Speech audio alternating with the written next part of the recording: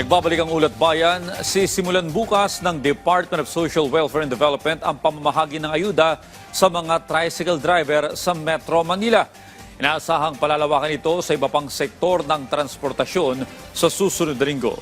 Yan ang ulat ni Bernard Ferrer. Alas 6 pa lang umaga bukas, sisimulan na ng Department of Social Welfare and Development o DSWD ang pamamahagi ng tig-5,000 pisong cash relief assistance sa ilalim ng Assistance to Individuals in Crisis Situations o IX program. Tinatayang 139,000 na tricycle drivers sa Metro Manila ang mabibigyan ng ayuda. Inaasang tatagal ng 3 araw ang pamamahagi ng ayuda. Isasagawa ito ng sabay-sabay sa 30 identified sites sa loob ng 17 local government units. Ayaw natin maantala yung biyahe tomorrow, kaya mabilisan po to. Meaning, they've already submitted their basic information, so diniduplicate na namin. So tomorrow, payout na lang talaga. They'll come in, we give them the 5,000, they go back to the line. Ibinaubay na ng DSWD sa mga local government units ang pagtatakda ng schedule ng pagtanggap ng ayuda ng mga tricycle driver upang mas maging maayos at organisadong sistema. Kasabay nito, may paalalang DSWD. Huwag ho kayo pupunta sa payout site kapag hindi nyo pa schedule.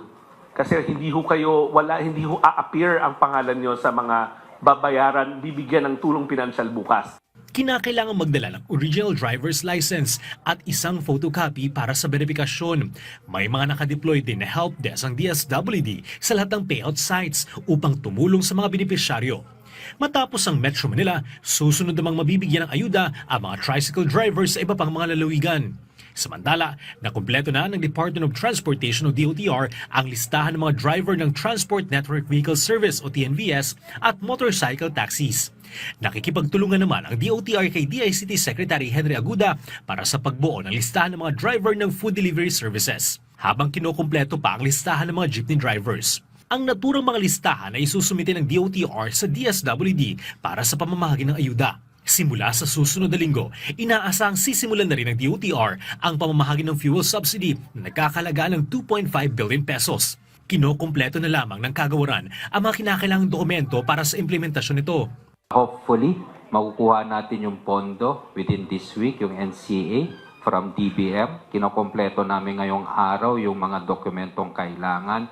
At ang napag-usapan namin ni Secretary Rex, once we have the funding for this fuel subsidy, we can do a simultaneous and parallel distribution. Inaasahan naman na sa susunod na Lunes, magsisimula na rin ang pamamahagi ng ayuda ng DSWD para sa mga jeepney driver. Samantala, bukas inaasahan naman ang pagtaas ng pamasahe sa mga traditional at modern jeepney, gayon din sa mga city bus. Bernard Ferrer para sa Pambansang TV sa Bagong Pilipinas.